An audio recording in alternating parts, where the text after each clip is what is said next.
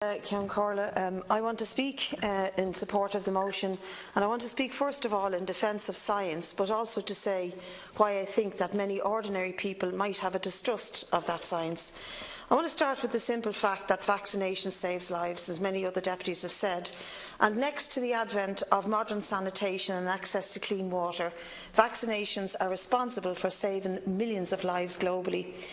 There's a great essay from Stephen Jay Gould, the renowned scientist, where he talks about the death of the daughter of Charles Darwin. And in it he makes the point that whenever people wax lyrical about the golden past, the age of past centuries, he reminds them that thanks to modern medicine, most of us here in the West certainly, and here I quote him, enjoy a privilege never before vouchsafed to any human group.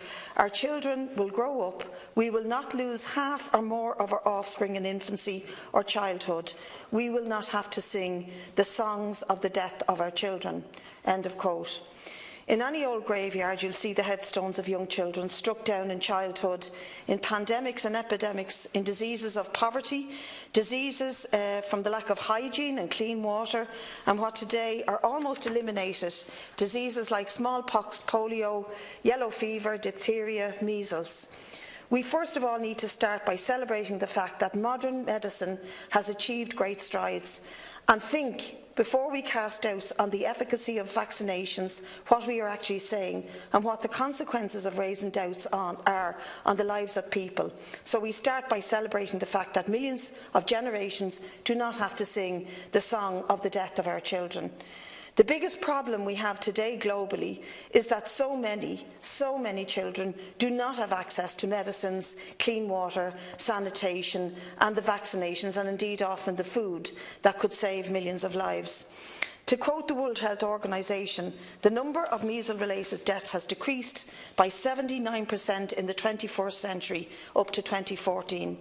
Measles vaccination has played a key role in reducing child mortality, and in connection with the HPV vaccine, we know that more than 90% of cervical cancers are caused by HPV, a disease that killed 270,000 girls worldwide in 2012, with 10% of women requiring invasive treatment for pre-cancer over their lifetime.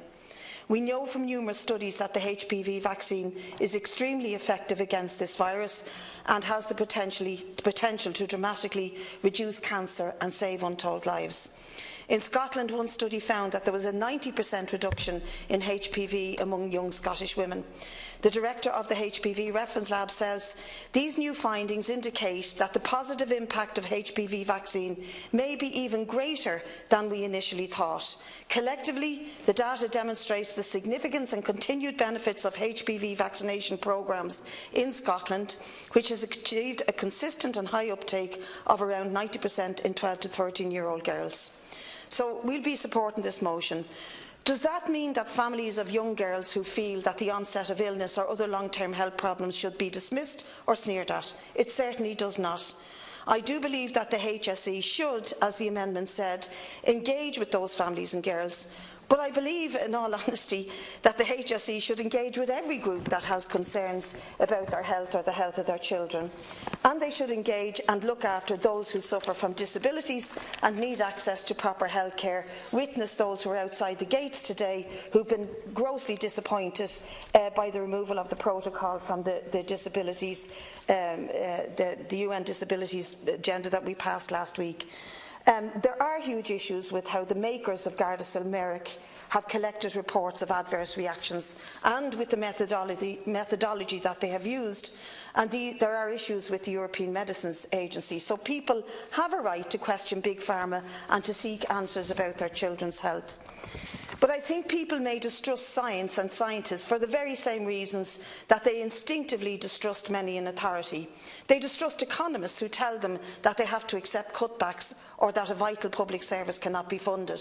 They distrust government ministers who tell them that they have to accept this or that extra charge on their wages because there is no alternative. And for many who are disappointed with authority and their abuse and misuse of their power, scientists are telling them that they must use this or that vaccine, and that can be easily conflated with opposition to authority generally.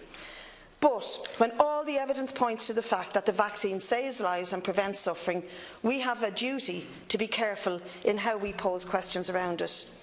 My understanding is that many of the ill health and ill effects that young girls complain of that can occur in the same age group as when they receive the vaccine, and that this is what parents are concerned about.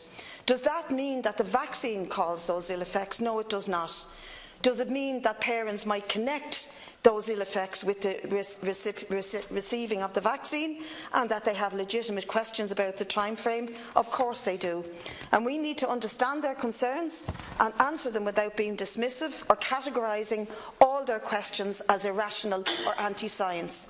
I'm struck, though, how on both this issue and others, how sneering and dismissive many who call themselves scientists and defenders of rationality can be.